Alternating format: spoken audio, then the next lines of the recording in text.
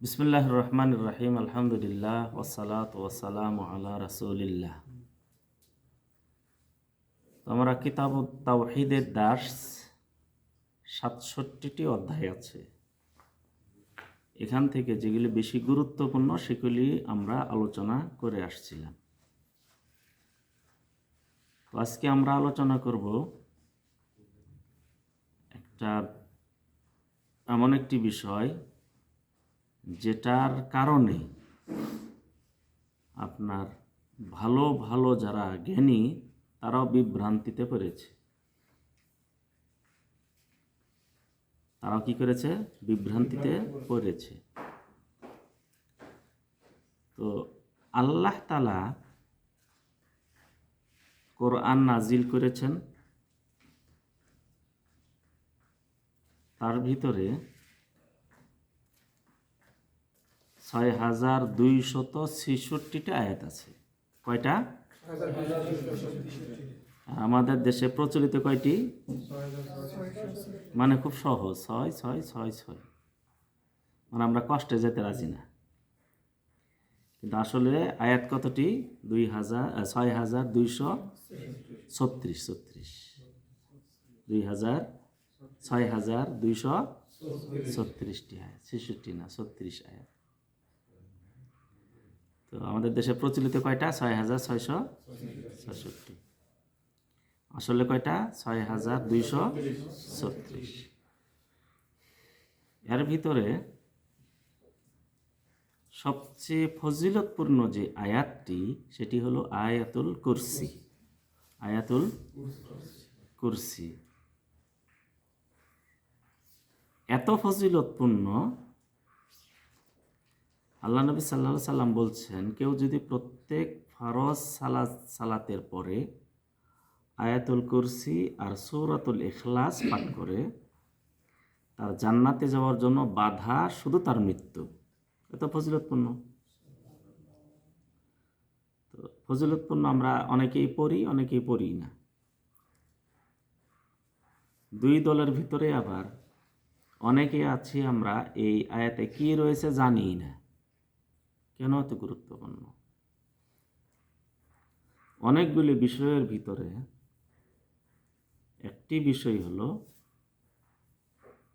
মান যাল্লাযী ইয়াশফাউ ইনদাহু ইল্লা বিইযনিহি। তার অনুমতি ব্যতীত কেউ সুপারিশ করতে পারবে না।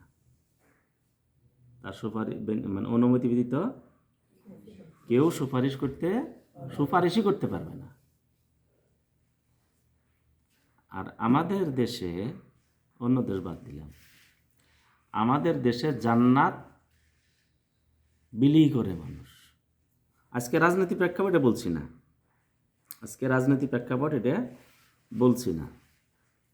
আমাদের দেশের অনেকেরই ধারণা যে রাসূল সাল্লাল্লাহু আলাইহি সাল্লাম জান্নাত বিলি করবেন। বলে না আমরা? অনেকে বলে। আবার অনেকেই বলেন যে অমুক পীর সাহেবের হাতে জান্নাত, তারাই বিলি করেন। কিন্তু আল্লাহ তাআলা বলছেন, মান যাল্লাযী ইয়াশফাউ ইনদাহু ইল্লা বিইযনিহি। ওই কে আছে আল্লাহর অনুমতি ছাড়া সুপারিশ করবে? সুপারিশ করারও অনুমতি লাগবে আল্লাহর নিকটে। সুপারিশ অনুমতি কার নিকট নিতে হবে? আল্লাহর নিকট থেকে। আল্লাহ নবী সাল্লাল্লাহু আলাইহি সাল্লাম বলেন যে কিয়ামতের দিন মানুষ এমন পেরেশান হবে যে বিচার শুরু হচ্ছে না। আর ওই দিনটি হবে 50,000 বৎসরের সমান। একটা দিন বিচার ফয়সালা, হাসরের ময়দানে একত্র। সেখানে ভাগ হবে এলাকা ভিত্তিক। অনেকে নবী রাসূলদের সাথে থাকবে। অনেক প্রক্রিয়া সেখানে রয়েছে। আল্লাহু আকবার। সেদিনের ভয়াবহতা অনেক অনেক বেশি হবে। তো সেই দিন বিচার প্রক্রিয়া শুরু করার জন্য আদম আলাইহিস সালাম থেকে শুরু করে মুহাম্মদ সাল্লাল্লাহু আলাইহি সাল্লাম পর্যন্ত মানুষ যাবে, শুরু হোক। আল্লাহ নবী সাল্লাল্লাহু আলাইহি সাল্লাম তিনি সুপারিশ শুরু করবেন, সুপারিশ করবেন। তার সুপারিশ কার্যকরিতা হবে তিনি বলেছেন, কিন্তু অনুমতি লাগবে আল্লাহর। সুপারিশ করার অনুমতিও কার? আল্লাহর। তখন আল্লাহ তাআলা আল্লাহ নবী সাল্লাল্লাহু আলাইহি ওয়াসাল্লাম আল্লাহ তাআলার সুপারিশ পাওয়ার জন্য তিনি সেজদায় পড়ে যাবেন। সেজদায় কতদিন থাকবেন এবং আল্লাহ তাআলার সেখানে কি প্রশংসা করবেন, কিভাবে তাসবিহ পাঠ করবেন, কিভাবে তাহমিদ পাঠ করবেন, সেটা আল্লাহ তাআলা নবী সাল্লাল্লাহু আলাইহি সাল্লামকে শিখিয়ে দেননি, সেই দিন তাকে শিখিয়ে দেওয়া হবে। এরপরে আল্লাহ তাআলা বলবেন, হে মুহাম্মদ সাল্লাল্লাহু আলাইহি সাল্লাম, আপনি আপনার মাথা উঠান, আপনার মাথা উঠান। আপনি চান আপনাকে দেওয়া হবে, আপনি সুপারিশ করেন, সুপারিশ মঞ্জুর করা হবে। তো সুপারিশ আল্লাহ তাআলা অনুমতি দেওয়ার পরে আল্লাহ নবী সাল্লাল্লাহু আলাইহি সাল্লাম সুপারিশ করবেন, এবং সুপারিশ কার জন্য করবেন সেটাও আল্লাহ তাআলাই বাতলিয়ে দিবেন। কি করবেন? আল্লাহ তাআলাই বাতলিয়ে দিবেন। তো এই সুপারিশ আমরা চাইব কার কাছে? আল্লাহ রাব্বুল আলামিনের কাছে।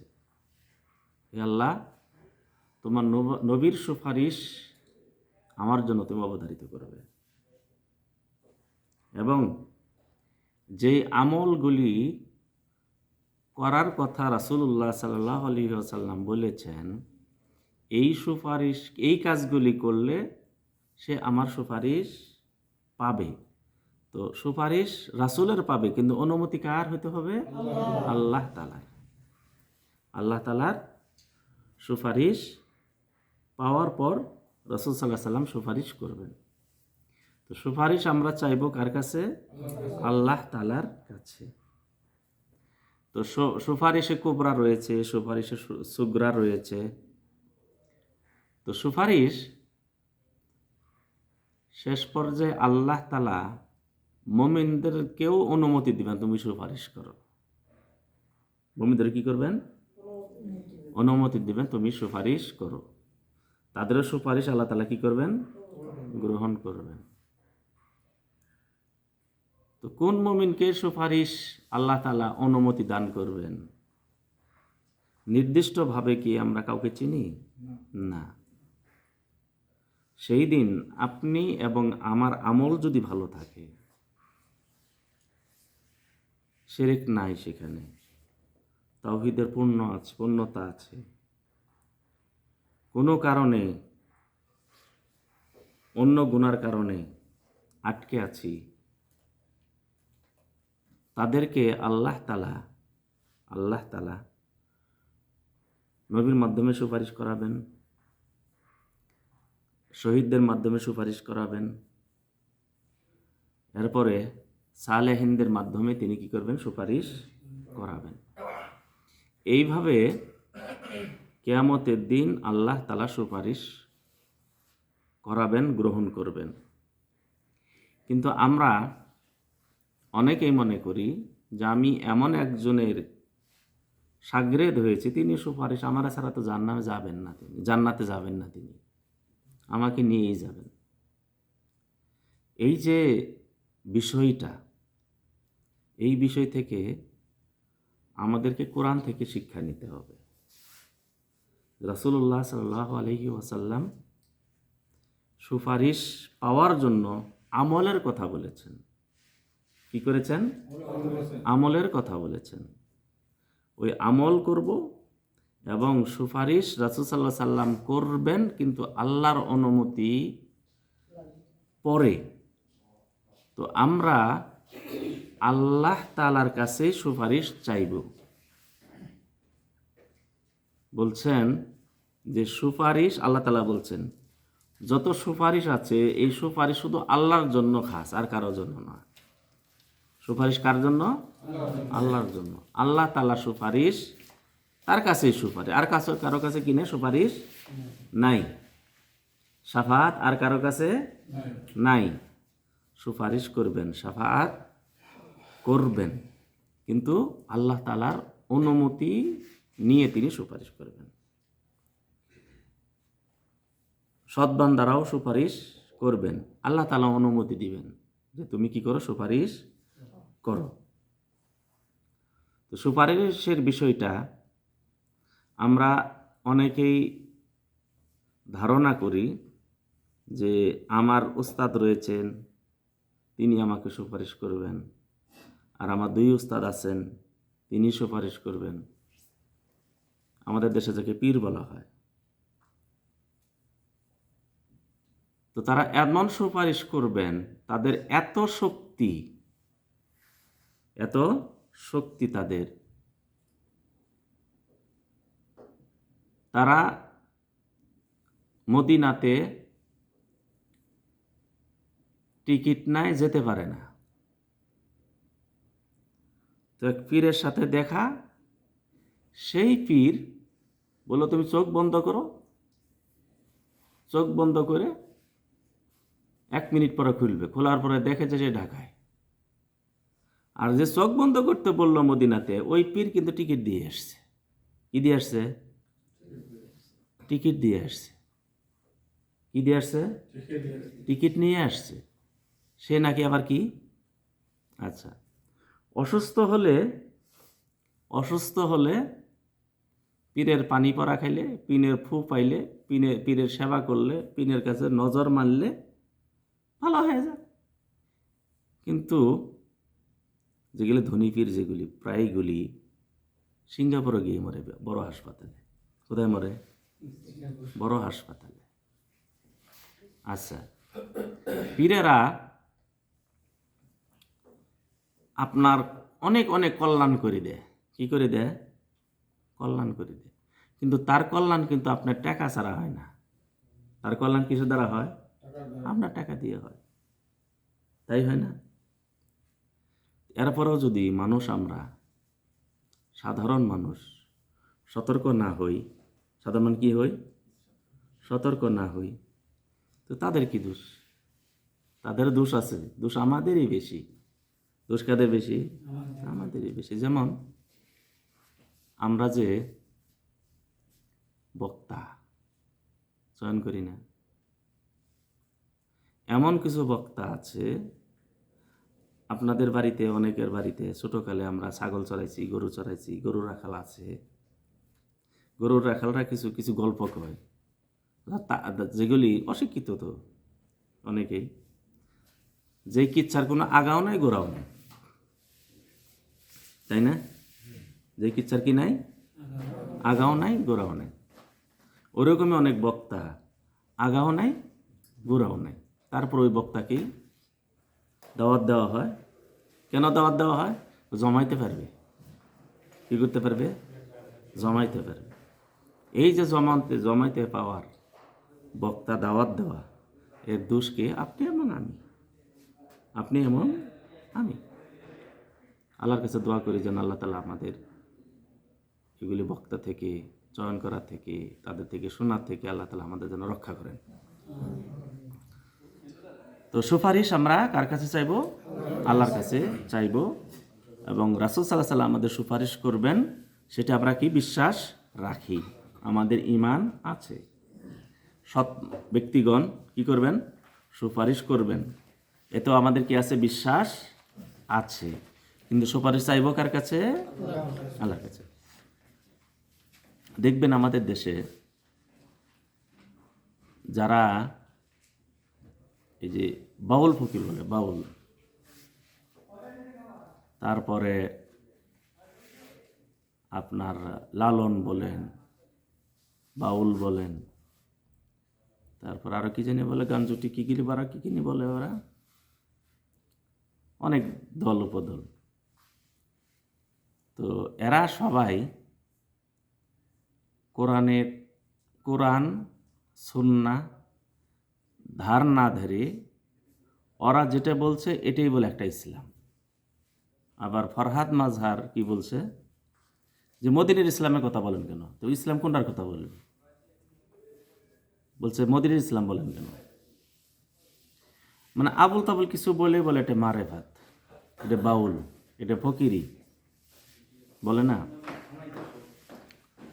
তো এইগুলি থেকে আমাদের বেরিয়ে আসতে হবে, এগুলি থেকে আসতে হবে, বেরিয়ে আসতে হবে। সালাম।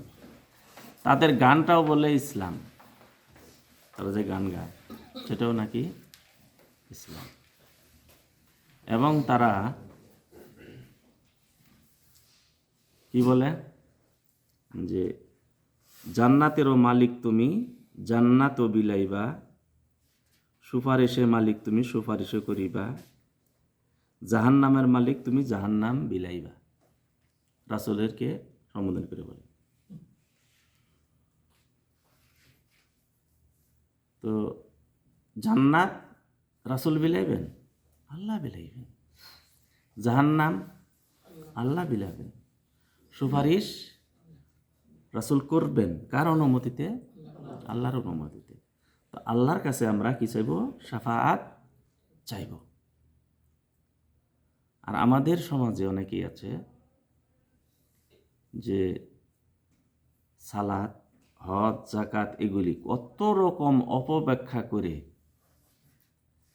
আজকে যারা বাউল তো জানেন।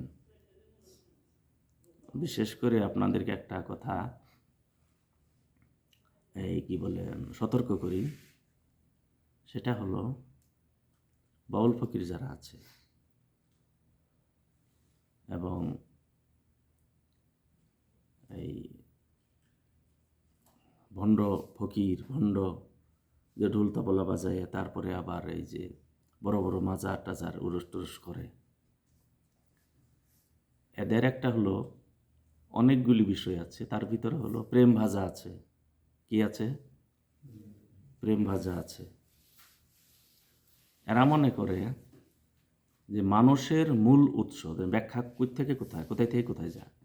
মানুষের মূল উৎস হলো বীর্য। কি? বীর্য। এবং যখন মানুষ পেটে যখন ভ্রূণ সৃষ্টি হয়, এরপরের থেকে মাসিক বন্ধ হয়ে যায়। ওদের কথা অনুযায়ী যে মাসিকই ওই বাচ্চা খায়, নিষ্পাপ। কি? নিষ্পাপ। তাহলে নিষ্পাপীদের জন্য যে খাদ্যটা আল্লাহ তাআলার পক্ষ থেকে খাওয়ানো হয়, এটি হলো আসল।